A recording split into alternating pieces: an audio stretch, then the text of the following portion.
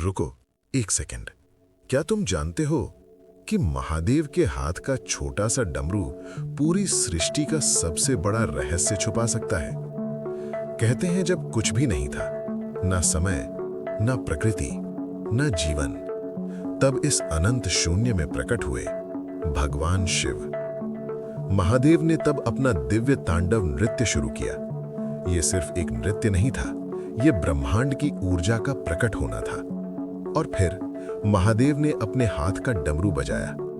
जैसे ही डमरू बजा, पूरे ब्रह्मांड में एक दिव्य ध्वनि गूंज उठी। कहते हैं वही ध्वनि थी इस सृष्टि की सबसे पहली आवाज।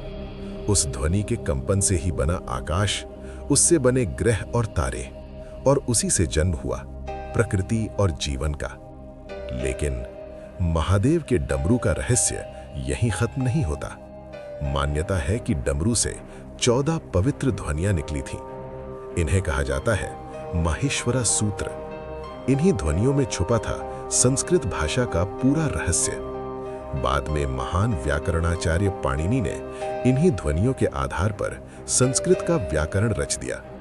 इसलिए कहा जाता है कि भाषा और ज्ञान का जन्म भी महादेव के डमरू से ही हुआ। और अगर तुम डमरू का शेप देखो तो उसमें भी एक गहरा रहस्य छुपा है।